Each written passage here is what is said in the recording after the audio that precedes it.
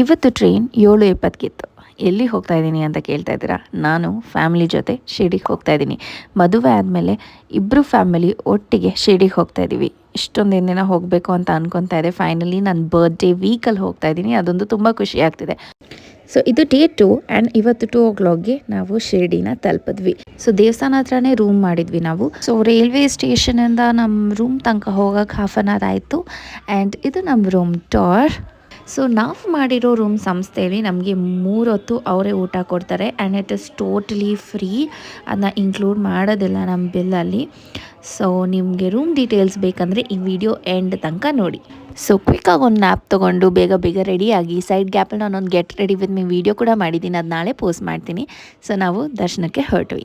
So ಇವತ್ತು Saturday ಆಗಿದ್ದರಿಂದ ನಾವು ಸ್ಪೆಷಲ್ ಎಂಟ್ರಿ ಟಿಕೆಟ್ ತೊಗೊಂಡ್ವಿ. ಸೊ 40 ಮಿನಿಟ್ಸಲ್ಲಿ ದರ್ಶನ ಮಾಡಿಕೊಂಡು ಅಲ್ಲಿ ದೇವಸ್ಥಾನದಿಂದ ಒಂದು 70 ಮೀಟರ್ ದೂರದಲ್ಲಿ ಇನ್ನೊಂದು ಬಿಲ್ಡಿಂಗ್ ಇದೆ. ಅಲ್ಲಿ ದೇವಸ್ಥಾನದವರೇ ಊಟ ಹಾಕ್ತಾರೆ. ಸೊ ಅಲ್ಲಿ ನಾವು ಫಸ್ಟ್ ಟೈಮ್ ಊಟ ಮಾಡಿದ್ದು. ಊಟ ಮಾತ್ರ ತುಂಬಾ ಚೆನ್ನಾಗಿತ್ತು. ಸೊ ನೀವು ಶಿರ್ಡಿಗೆ ಬಂದಾಗ ಇಲ್ಲಿ ಡೆಫಿನೆಟ್ಲಿ ಊಟ ಮಾಡಿಕೊಂಡೇ ಹೋಗಬೇಕು. ಇವಾಗ ರೂಮ್ಗೆ ಹೋಗಿ ರೆಸ್ಟ್ ಮಾಡಿದ್ರೆ ಸಾಕಂತ ಅನ್ನಿಸ್ತಿದೆ. ನಾವು ರೂಮ್ಸ್ ಮಾಡಿರೋದು ಕರ್ನಾಟಕ ಭವನಲ್ಲಿ. ಸೊ ಈ ಮಿನಿ ವ್ಲಾಗ್ ಇಷ್ಟ ಆಗಿದ್ರೆ ಆ್ಯಂಡ್ ನೆಕ್ಸ್ಟ್ ಡೇದು ಮಿನಿ ವ್ಲಾಗ್ ಬೇಕು ಅಂತ ಅಂದರೆ ಕಮೆಂಟ್ ಮಾಡಿ ತಿಳಿಸಿ. See you all in my next video. Bye bye.